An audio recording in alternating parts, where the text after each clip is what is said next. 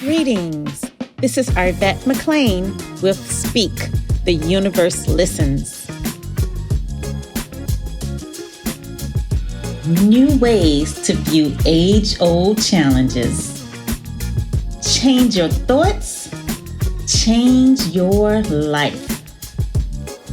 Step into the bigness of you.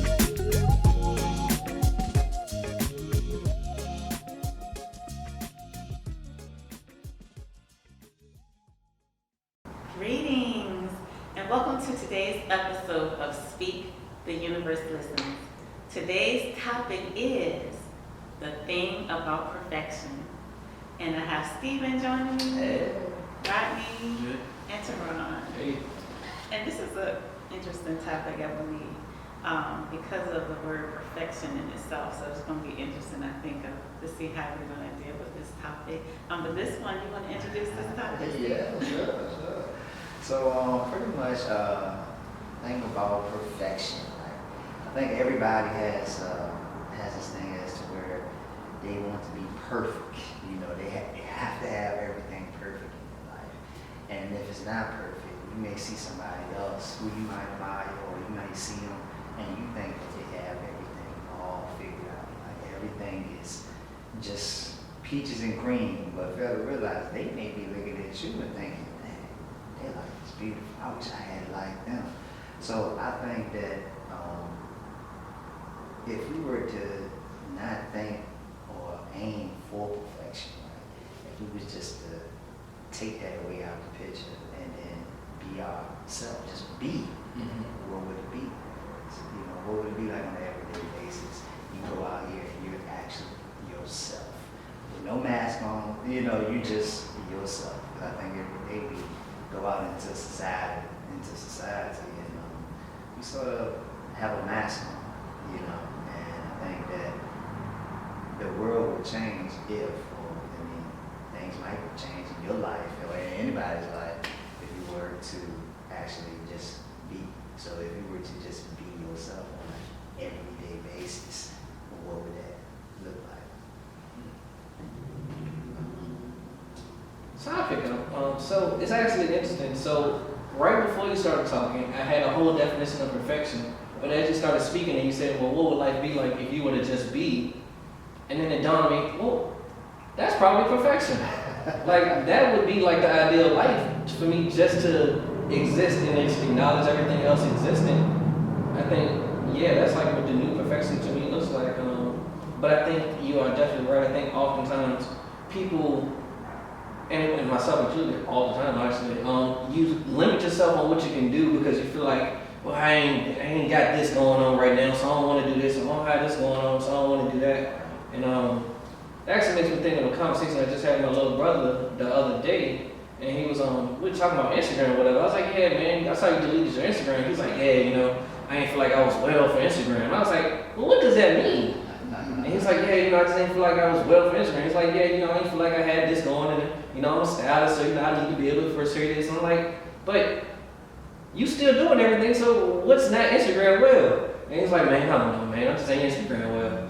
But I say all that to say, I guess Instagram well, if you flip that term into perfection, or you flip it into like, I'm just not excelling where I want to excel yet, then it makes a lot more sense, and the advice that I gave him probably still applies. And all I told him was, hey man, you know, you could feel that way, but until you see yourself differently, then the world will see you the same way. So, you know, when you start giving yourself that light, then the world will give you that light as well. And so I think that's what perfection would be for me now, you know, everybody pouring their light onto themselves, and then as a result, the lights just keep shining back on everybody else.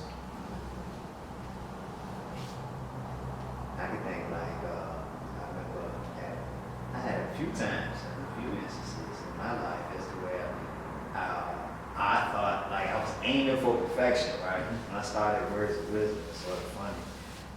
I started that like back in 2015. Every day I just wake up and then just be something positive that I have in my mind. I just started writing. Right? At first, to be honest with you, I'm not I want to keep in my business. I was like that, you know, shut off. But I started doing it, right?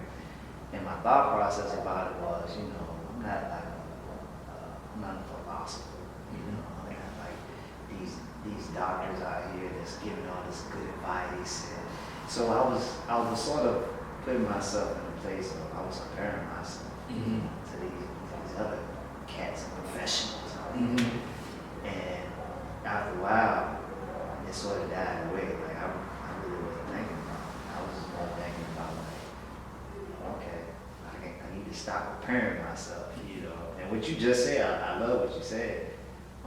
My perfection is basically like, hey, I'm already fine, you know. I'm not them, I'm me. So if I can continue to be me and just do that, everything will be fine. And then after a while, here we are. Yeah, I think about example that made me realize, like when you're trying to do like a big event, like we did the turkey drive this year, passing out turkeys, and I remember before that, I'm like, you gotta go perfect, like you know, I need the turkeys to be here at this time, that time, you know, and then I was like, just let it go, and just like, it's gonna be great regardless.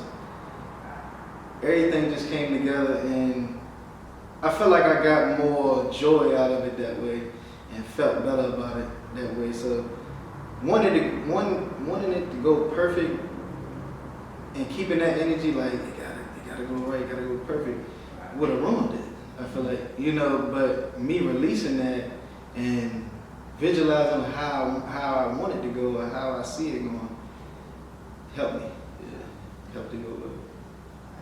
You was just basically, you was just being. Yeah.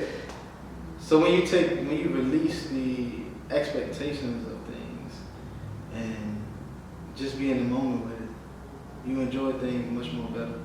That's not a sentence. Much more better. Teron was like, I got you, though. Y'all know where I was We going. ain't trying to be perfect.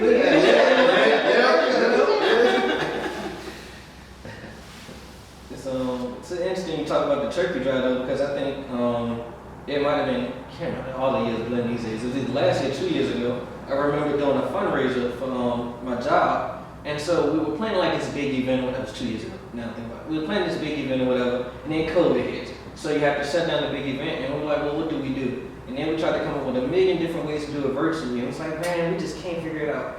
Then we came up with this solid plan. Like, it was an amazing plan. Had everything set up. It's time to go to the event or whatever, like nothing's working, the laptop won't work, the camera's not off or whatever. So we ended up just grabbing the phone and just recording the kids do the artwork, and by all accounts, it was the best fundraiser that any of us in that room had experienced to that date. It was just exactly what you said. That once we released the idea of this needs to be perfect, and we were like, well, let's just have a good event and let's just make sure we enjoy ourselves doing it. Everything just became better. trying to think of another time that I had as to where it was, I think I want to say recently, if I'm not mistaken, working, right? So I'm working on this lady's door, and she had a piece of her frame that was missing. So I was like, all right, cool. So I replaced the frame on her door. It looked good, right? But to me, I'm still looking at it, and I'm like, I'm done. Mm-hmm. She's happy. I'm not happy. So I'm like, well, man, you know, I still got a little touch up to do. So my touch up turns into 10 minutes, or 20 minutes. We're going to 30 minutes. Then it's like, she's like, babies, I like it. Like, get on that. It's fine. I was like, you know what? You're right. So it sort of slowed me down a little bit, just made me think like, all right, Steve, you know, it's fine. Let it be. Just let it be. Yeah, so to me, the conversation, the topic was two different topics. So one was about perfection, and then one was about being. But y'all have merged them into one very nicely. So, like, at first, how I was understanding the topic was that we were saying that we're trying to be perfect, versus we're trying to make things perfect. Does that make sense? But I like the idea of trying to make things perfect, and to me that goes right back into just being. So the just being part, like a lot of people might be like, well, what does that mean to just be? And what you guys are describing perfectly is what that means. To just being. It's almost like there's already a part of us that knows how to do everything, knows exactly what to do. But we, the human part of us, likes to try to take over and force things. And so when we're forcing things, we're actually limiting what the experience could be. So we have in our mind an idea is need goes like this. And if we do these things, then it'll be perfect. But in saying that, in lining things up, like it's got to go like this. And when it starts to go another way and you try to push it back, that's you not allowing the energy that's flowing, that's trying to help it to be its best thing. And so just being is recognizing that there's more to our being than just this human part and just this thinking brain.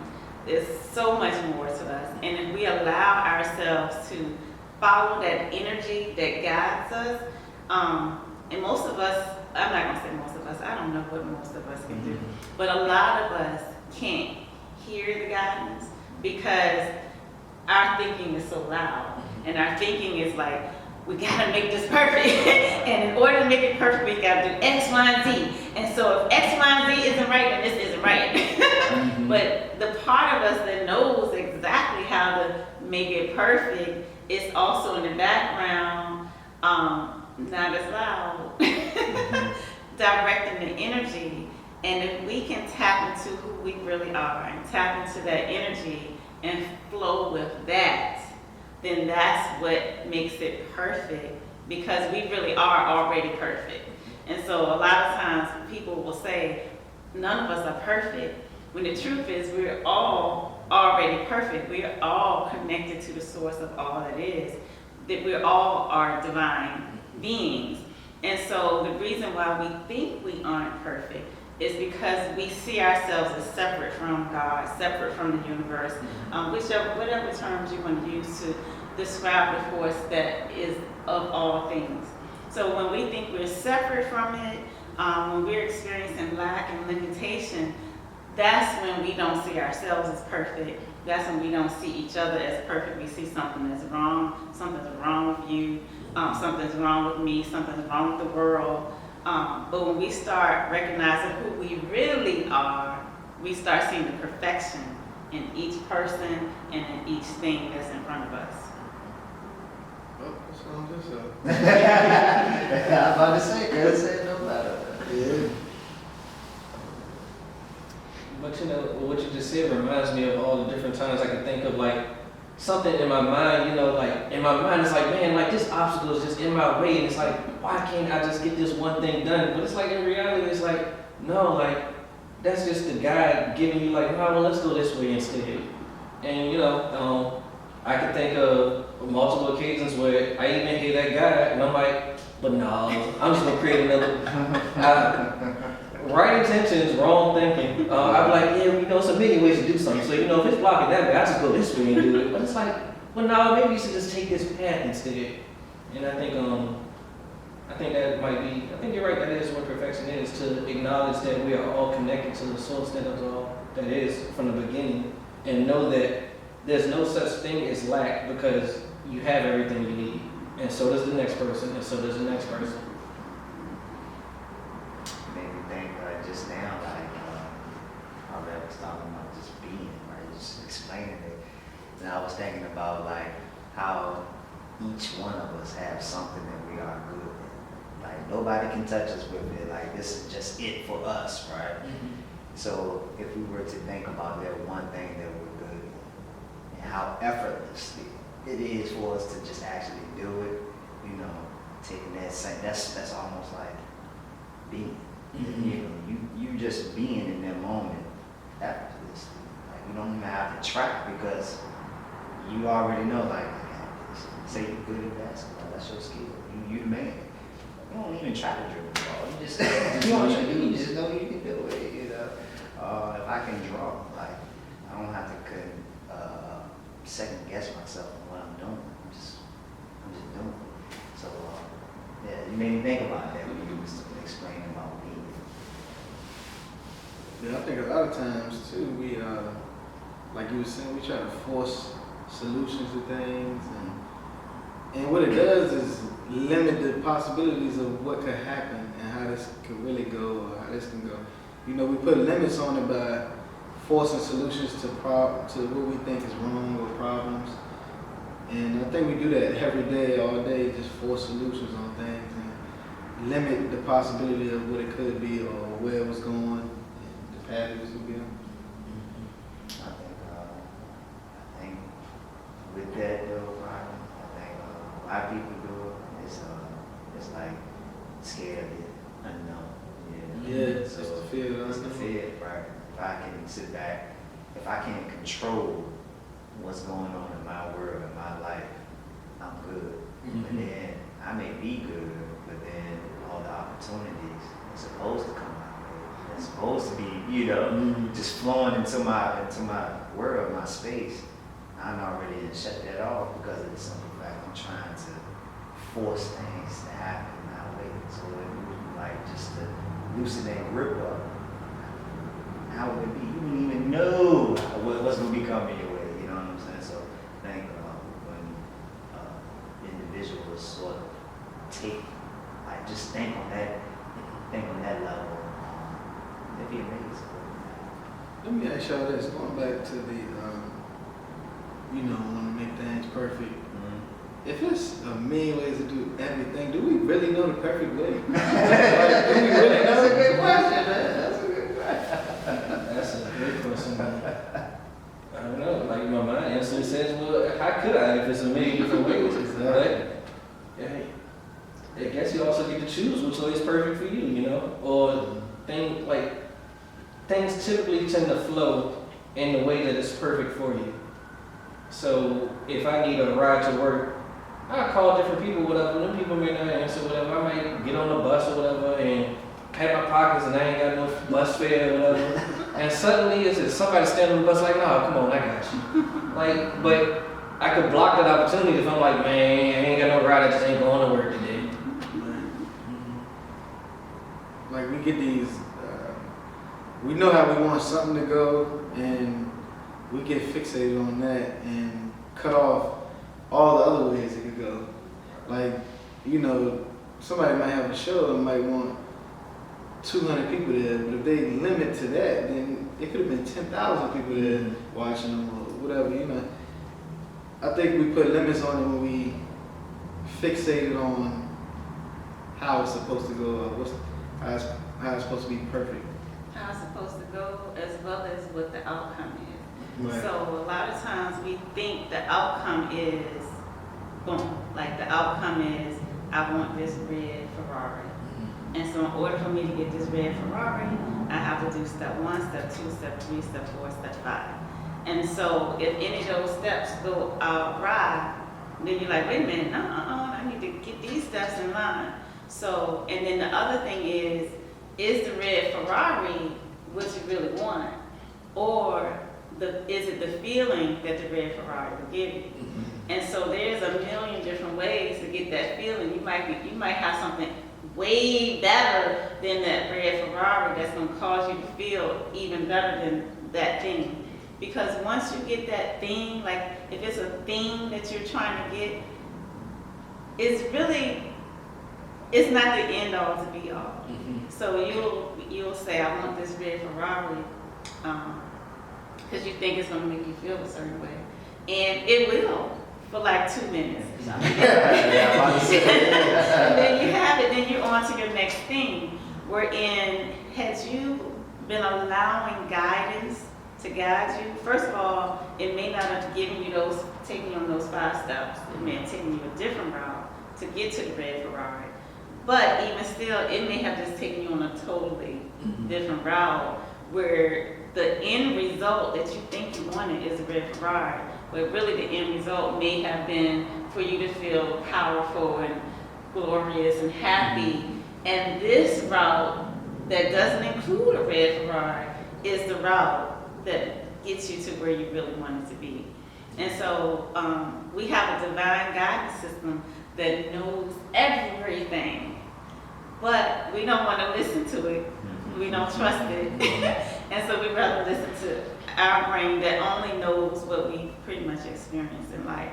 And of course, that's all of us across, the majority of us across the board. We don't trust the guidance.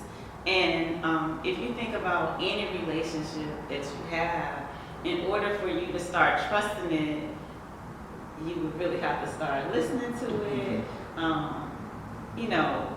giving it some of your energy, maybe trying out some of the things that suggest it's okay to say, I hear you, but I don't want to go that way. That's okay. But sometimes go that way and just see what happens. Real quick example for me of my red Ferrari. I remember being a kid, you asking for shoes or whatever the case may be, and you might not say you get them all the time. And I remember being older and started working, and I'm just buying up all the shoes, all of this and that. Now, like, I got a closet full of shoes, and I wear probably 2 pairs on normal. So it's like, all these things I thought I wanted, but I really like the way it made me feel to be able to get the shoes that I couldn't get when I was a kid, or you know what I'm saying? So yeah, that's an example of that red Ferrari. I don't know if I can think of my red Ferrari moment. Oh, I can think of that. It just hit me. I remember I used to always say, I cannot wait till I'm grown. I can't wait till I can get about this house, but and I got about the house. Hit you like a ton of bricks. It did, but You saying that, you might have just gave me mine. I think mine might have also been moving out. And I was like, I can't wait until I move out or whatever. I'm thinking about all the different independence I'm gonna get. I'm like, I get to do this, I get to do that. Man, I moved out. I might have stayed alone for maybe a couple months. I was like, I don't like being alone. Somebody come open this other room, please. I think, but that's exactly what it was. So that's really interesting to really start thinking about. There's more to you than this. There is a higher guidance system. How to tap into it. People hear it differently. Some people actually hear a voice. I don't. Do you hear a voice? No. What do you? It's just, I don't know what it is. It's just like it's a feeling of just, well, do this. It's just like I don't know. It's just like a feeling of, well, do this instead.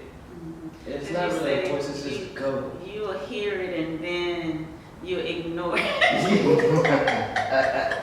Maybe that's what it is. Maybe I do hear it and I'm like, nah.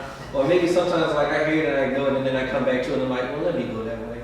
So, but it's like a nudge. Yeah, it's like a nudge. It's like you know what it is? It's like a pressure that I feel. And then like the minute that I feel like I went the direction that I should have went, it's like a release. But if I keep going the route that I wanted to go, it's like a constant pressure of, all right, now what's next? But the minute I just take the guided path, it's like, I ain't really concerned about what's next. Like, it's gonna all happen. Like, there've been times like I remember like doing something and it's like, well, that didn't happen yet. But I was like, yeah, I ain't concerned about that though. That's gonna come. But like when I'm taking the route that I want to take, it's like all right, well, I did this. Now where's the reward? For the reward? I would say, for me, the voice I hear is myself, but it's a higher version of myself that I have always envisioned, but I never met yet. So it's like anytime I'm unsure about something, I hear myself talking to myself, right? It's my higher self talking to me, and it'll be like, So you should do this. Me, I'm thinking logically, man. I'm thinking all about, well, if I go your way, that doesn't make sense. I know if I go this way, I know what's going to happen. I'd rather go with the way of knowing what's going to happen versus if I go your way, I don't know where I'm going to be going and I ain't going to pay it, you know what I'm saying? So I learned that by trusting my intuition a little bit more lately, that even when I'm going, if I try to go the route that I'm not familiar with, like just telling me, go ahead and do it. When I do it, I feel uncomfortable at first, but then the outcome is something like I even learned something. It's something that it turns out good, you know. And it's not as bad as what I thought it was. It's not as bad as what I thought it was. Versus with some like what you were saying, if I went the logical way, my way, and listened to my logic, then it would have been like, okay, first I got to do A, I got to do step B, I got to do step C. So that's pretty much how I hear it in my head. And then normally it never steers me wrong. But I sometimes do logic. And I do want to add, because like Teron made the comment, if I go the way I should have went, and it's really no should. Yeah. There's no right or wrong, whichever way, it doesn't really matter. Mm-hmm. And your higher self is not like, I took and told you, but you don't want to listen. Do you hear anything or with this? I don't know. I just feel like a lot of times I do stuff and be like, what made me do that? You know? Like even y'all two now, I be talking to y'all and then as I'm talking, like something is just clicking and making me say something different all the time. So I'm not sure. I don't hear anything. I'm not having a conversation with you, like both of you all have indicated that you're clear that you're getting a guidance and then you choose yes or no. Like I don't experience it like that. Like I typically experience it almost like it's myself. So it's like I always be like, girl, you smart. You know what I'm saying? But in hindsight, I'd be like, I don't know why, I didn't know how to do that thing. I didn't know I should do, you know, like I know it really didn't come from me, but at the time it feels like it did. And so there's no conversation. Like I'm not able to say, no, I didn't do, because I'm thinking it's coming from me. See, I see that, yeah. Like, I hate that I'm making the choice. Like, all right, I ain't going that way. Because I have co-workers and friends and like, so what you talking about to yourself today, Steve? Because I be in my own world sometimes. I be talking to myself and I'm like, look, I'm not crazy. I'm just, I'm venting right now. I'm just venting, that's all, man. Well, this is an interesting topic. I think we could talk about it a lot more. And like I said, it seemed like it was different topics all merged into one. So maybe we'll go back at some point and get each one and talk about it. So thank you guys. And thank you guys for joining us. And hopefully you'll get a chance to, if you haven't done so, like to really start tapping into that higher part of you, listening to that voice a little more, and being willing to not force things, to have faith, trust that there is a guidance that knows exactly what to do to get you to where you really want to be. Until next time, this is Arvette. This is Steve. Right. It's wrong. Bye. That was interesting. That was a great one. So if y'all got like a yes or no, right?